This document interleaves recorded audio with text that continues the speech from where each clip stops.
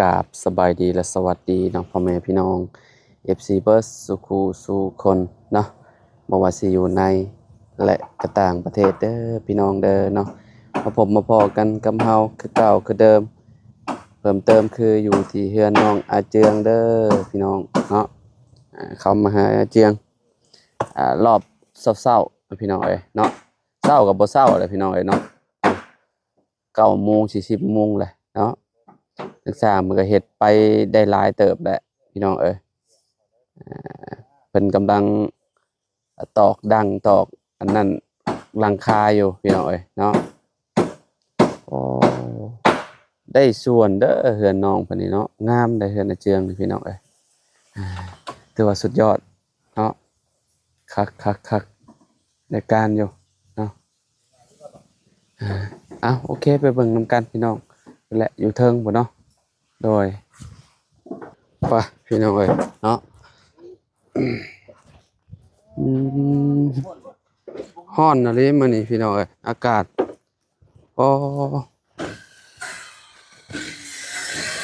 สร้างเติมไปเท่าไรแล้วเด้มื้อนี้เนาะ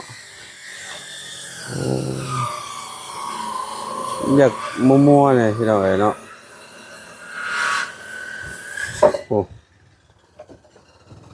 เบิ่งหอบๆก่อนจะขึ้นไปเบิ่งอยู่เทิงพี่น้องเอ้ยมามุมนี้ก่อนเนาะ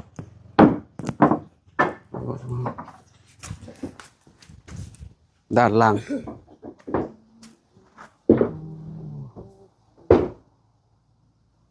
มื้อนี้สิได้มุงบ่มื้อนี้เนาะ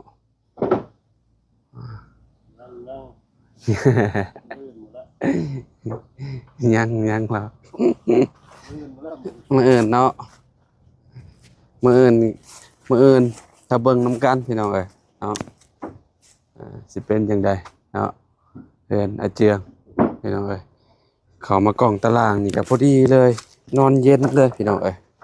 เย็นคักปานยังแล้วนี่โอ้คักเด้ฝรั่งนี่ย่างสบายเลยเฮือนอาเจืองมันโล่งเด้พี่น้องเอ้ยได้ที่เลยไปเบิ่งอยู่เทิงนำกันพี่น้องเอ้ยแม่น้องเพิ่นไปบ้านน้อยอันนั้นไปใส่พารักไปใส่ได้เนาะรักอยากไปเล่นแล้วสบายดีเจ้าโอ้ลงมาเอายังอันนี้นี่เอาไปมุงอยู่เทิงบ่มันฮ้อนเนาะไปเอาขึ้นเนาะสร้างมันก็กำลังพี่น้องเนาะกำลังเฮ็ดแหละโครงหลังคาอยู่พี่น้องอยู่เทิงหมดแล้วเนาะขึ้นไปอยู่เทิงก่อน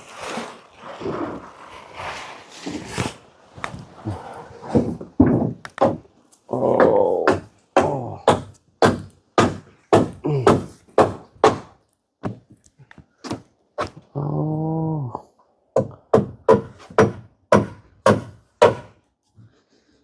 สร้างเฮาสบายดีเด้อสร้างเด้อเนาะเมื่อวานนี่กินออมหนูอยู่เมื่อวานนี่พี่น้องเอ้ยเจืองเจ็บท้องฮะเจ็บท้องเจืองเนาะอาเจืองเจ็บท้องเอากินออมหนูเจ็บท้องโอ้มันส้มแห้งบ่ใส่ส้มด้วยนะบ่ได้ใส่ส้มมันก็คือว่าเจ็บท้องใส่มะเขือฮะกินมะเขือบ่บ่ติเนาะทำไมมือเลยนะตัดตัวนี้ก่อนบอกสิว่าเฮ็ดส้นมันนะมื้อนี้ลงมือเฮ็ดตัวโต พี่น้องเอ้ยมื้ออื่นจะสิมุ่งเรา มีกิโตกับใหม่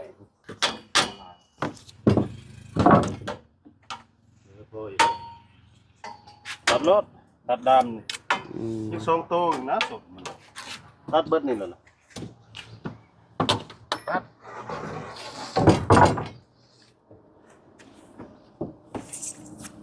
โอ้แดดเลยมื้อนี้เนาะอ๋อ ตัด80ก็ได้ฮะ80ตัดเอาตัวมันงามนี่ค่อยดูว่าดอกลึกได้เด็ดหมด แดดแบบเจ็บขนาดเลย ตัวมันงามตัดไว้ก่อนนะ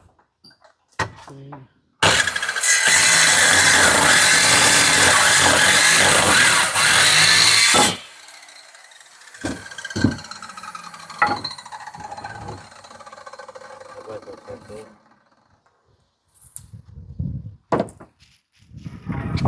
เป็ดได้เอาไว้สิเป็ด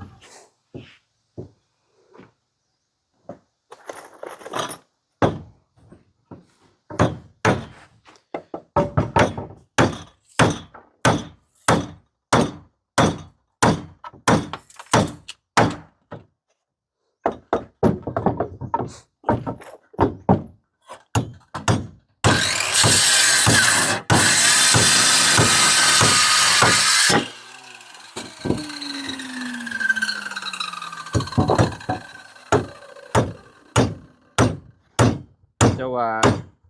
ใกล้ๆปีใหม่แล้วเห็นน่ะเจิงแล้ว เนาะ เนาะเพราะว่าอีกบ่กี่มื้อได้นี่วันนี้วันที่เท่าไหร่แล้ว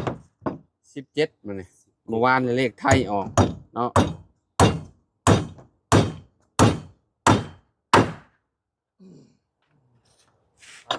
อยู่ไปเลยตูดมา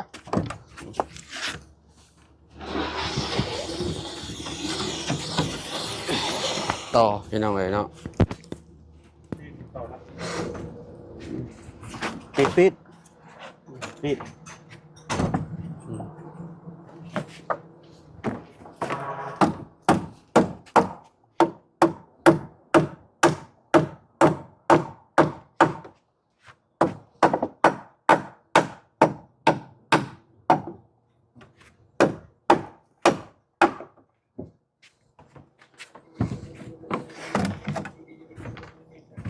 ให้ก็ต่อแล้วเนาะ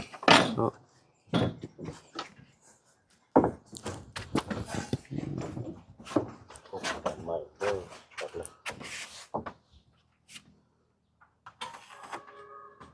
มาเรียงแจ็คมา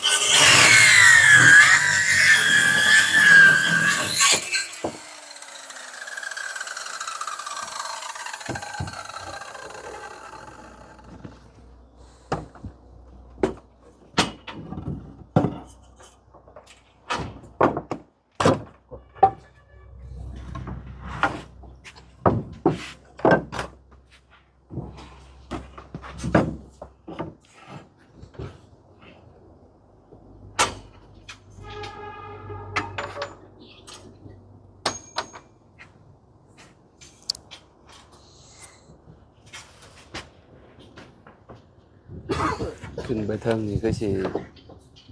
เติบหนึงอยู่เนาะวันเนมลงมาขนาดว่าเฮาเนมลงไปข้างล่างก็ยังบ่ซูมเติบแล้วพี่น้องเอ้ย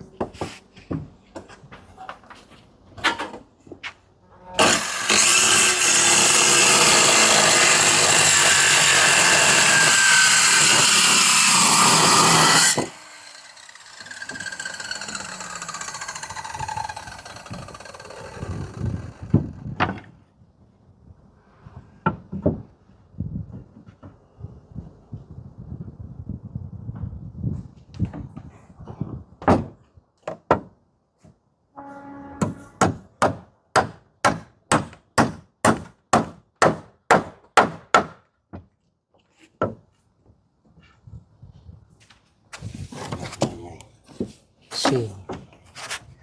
เพียงนึงลูก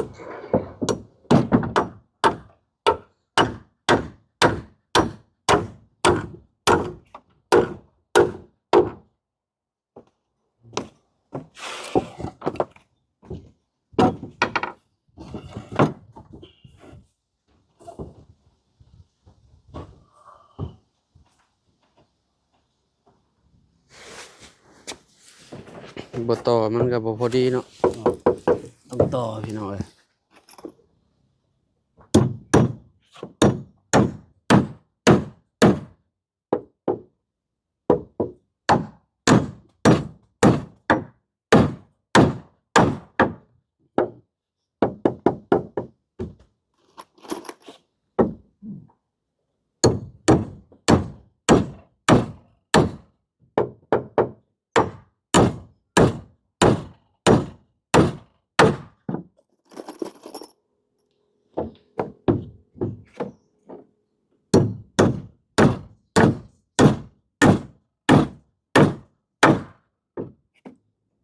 เพิ่นก็บ่เสียงยังบ่ได้เข้ามาบ่ โดยยัง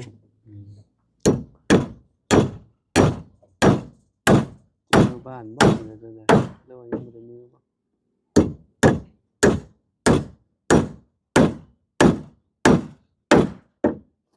อยู่ดนเด้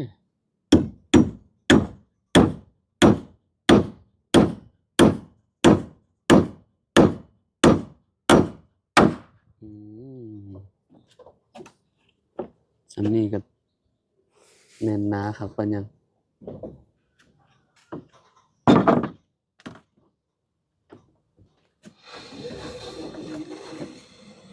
4โตพี่น้องเอ้ยเนาะ 3 อันนี้บ่ได้ต่อบ่ ต่อกัน 4 4 โตว ต่อ4โต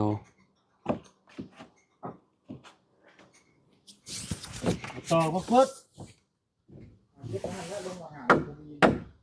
นะต่อนี่ เติมไปแล้วบ่มัน เติมแล้ว เติมยัง โดย เต็มร้อย โดย เติมน้ำบ่ไหลบ่ โดย อืมได้150เลย โดย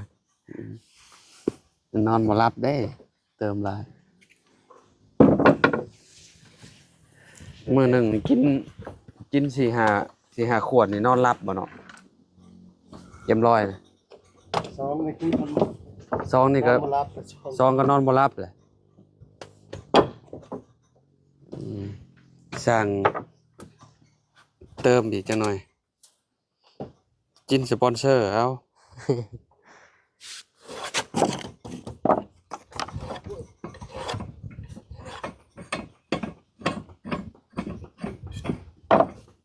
โอ้ตัวข้างหลัง อยู่กระเป๋าลาว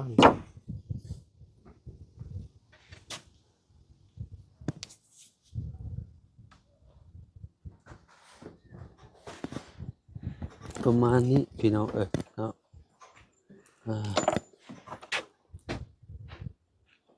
ถ้าเบิ่งบัตรเพิ่นขึ้นพี่น้องขึ้นหลังคาทรง10เป็นแบบใดเนาะ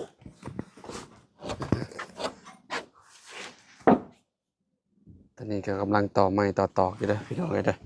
เนาะน่าสิบ่ได้เว้าหลายเบิ่งกันยาวๆ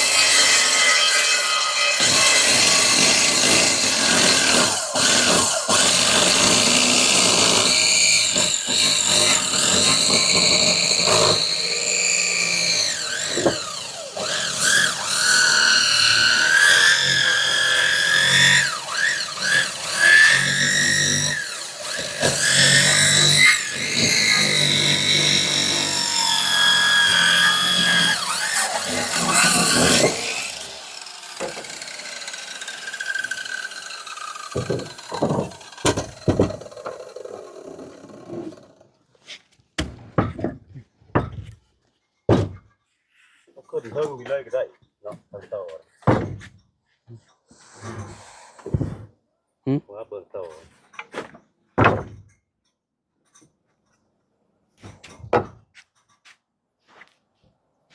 พี่น้องเนาะต่ออันสุดท้ายแล้วเนาะต่อแล้วนี่ขึ้นเลยบ่มันนี่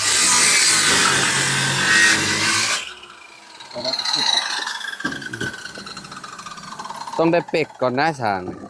แรงนี่ เจะเฮ็ดงามกว่า นี่เพียงครับ งามก เขาเห็น ว่า งามกว่าใครก็ต้องมองนี่ ไผเฮ็ดงามกว่า สร้าง เออ เบิ่งคนว่าคนก็งามพอคน อันนี้จ้ะ โดยเข้าใจ มีเรื่องเอากิน โดย เนาะเพราะว่ากินเอ็มร้อยลายันสร้างนอนบ่หลับแรงนี่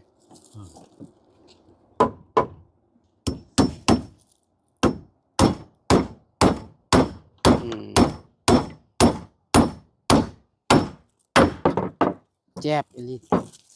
มับ ครับ เอาน้ำเด้อ กินรสแช่เย็นเมียน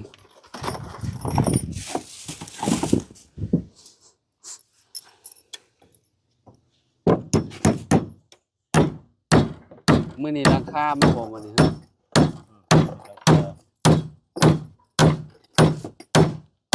เพราะว่าเบาเสียงมันสิเมื่อยได้เด้เนาะเพิ่นอาจสิสั่งหลังคามา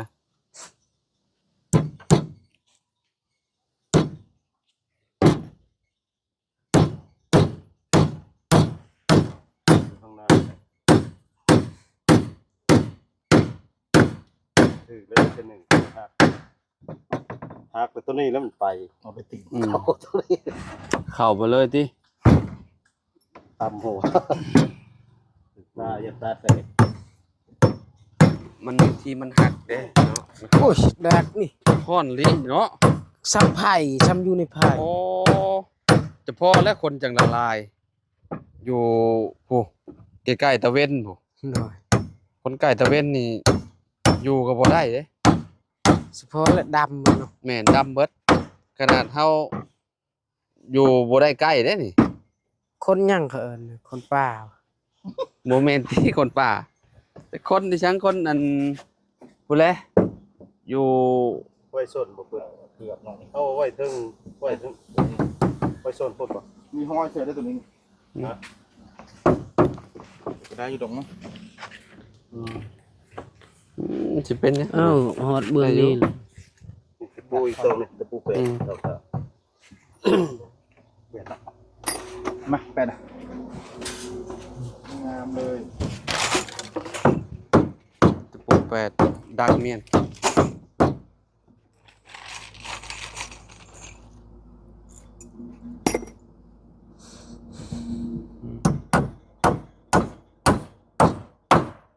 ชอดบ่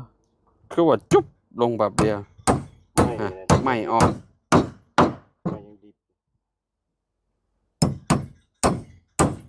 ตอกมันม่วนครับว่าเนี่ยไปเที่ยวกับเขา เขาลงพุ่นหรือมันเห็นเขาขึ้นเทิงหลังตัวนี้มันบางเห็นประมาณ มันสิอยู่หมองไดฮะวะ ประมาณ60จะได้เพิ่ม60เอาขึ้นเทิงขึ้นไปก่อน บ่คะแนนมันออกไปนอกแล้วมันก็บ่คักเขาว่าเนาะ ห้องนี่เลยห้องหน่อยหนึงย่ามันกว้างข้างหลังที่ข้างหน้าไปช่วงมันยาว มันสิบ่ตรงกับไอ้ตัวหับน้ำหนักนี่ หมอทางหน้านี่มันหลังตัวนี้มันบังบ่เห็น อืม ก็แล้วแต่ หลังตัวทางหน้ามันบังเนาะ กันคือกันนั่นแหละมันมีปันลมอีกไม่น่าใช่ ไปทางนี้ อืม ต้องเปลี่ยนอีกแล้วบัดนี้ ลงไปแล้วก็เปลี่ยนสุดเดียว2คน เองนะเอาละ ตัวสิเอาซ่อนบอลต่อเมียพี่น้องเอ้ยเนาะบอลอันนี้ฝั่งนี้มันเป็นหลังคาลงแบบนี้สิปิดได้อยู่ นี่ลงไปแม่ ระวังเด้อเจืองเอาตัวนี้ลงก่อน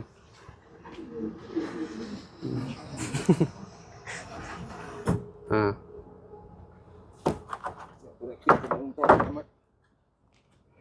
แม่ขึ้นเครื่องถึงนี่ก็ เอาสิปิ้นอย่ามาปิ้นบ่ เครื่องก็ดีกว่า โอ้ยปิ้น โอ้ มันยาว ดึงไปเลยเจ้าก็ปิ้นนี่จิงย่อขึ้นมานี่ กังหกกันห่มโหจ้า แบกไม้ได้นะ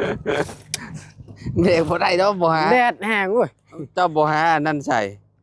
กรุ๊ปใส่ ยันดับก็ อืม ไป ทำเลย ป้า ปิ้นมาพี่ อืมยาวแท้ๆเลยพี่น้องเอ้ย ใส่คือเก่า อะขึ้นคือเก่า ปิ้นบ่ ตัวที่ตัวกลางไอ้บอกว่า สร้างบ่ แม่นเอาสอดไปพุ่นเลยเนาะ ปกลงลงมา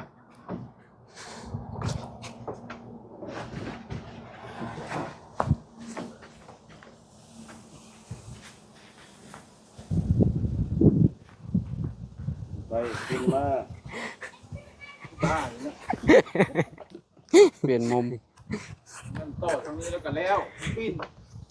นั่นแหละบีบต่ออีกลูก อ๋อมันย้ายบนต่อมันต่อส้นนี่แล้วกันแล้วอยู่เลยเดิน เอาแบบหลายๆอย่างน้องเบิ้งสร้างจังเมื่อยอืม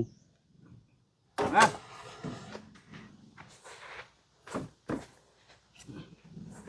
มาทางพี่ได้บ่ มาฟังนี่บ่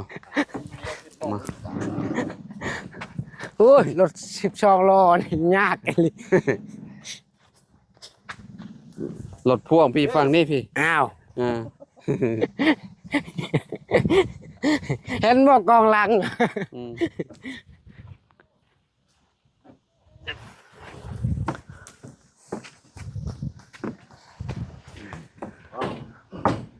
เอาไป อืมไม่มันยาวมันก็นักเด้อพี่น้องเอ้ย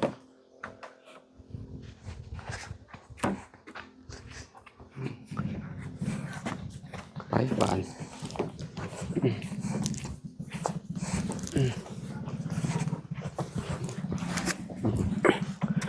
อ๋อตัวฮ้อนขนาดเลยเนาะเออ เดิน เอา เลย ทางช้างเป็นก็เนาะพี่น้อง กำลังนี่แหละต่อไม้ต่อตอกแล้วกำลังสิขึ้นโค้งพี่น้องมีแต่เพิ่มเติมบาดนี้เนาะไปเสีย โดย เนาะพอกันไหม โด เนาะ ย พี่น้องเอ้ยเนาะสบายดีเด้อ FC เด้อเนาะเดี๋ยวจังมาอัปเดตให้เบิ่งอีกเทื่อนึงเนาะบัดช้างเพิ่นเฮ็ดหลังกองหลังคาแล้วพุ่นแหละพี่น้องเอ้ยเนาะยามแรงๆพี่น้องเอ้ยเนาะตอนนี้อาเจียงมันก็ซอยเวียกซอยงานทางสร้างเพิ่นไปก่อนพี่น้องเอ้ยเนาะกำลังสิขึ้นไม้โครงมันพี่น้องเอ้ยเนาะสิเป็นจังไดแหละเนาะหักเบิ่งนี่งามเลยพี่น้องเอ้ยเนาะงามยอมรับว่าคักแหละเนาะจังได๋ก็อยู่ดีมีเฮงบ่ทุกคนเนาะขอบคุณหลายๆเด้อFC บ่ทุกคนที่ติดตามและเป็นกำลังใจให้เด้อพี่น้องเนาะเอาพอๆกันใหม่เนาะสบายดีเด้อพี่น้องเด้อเนาะ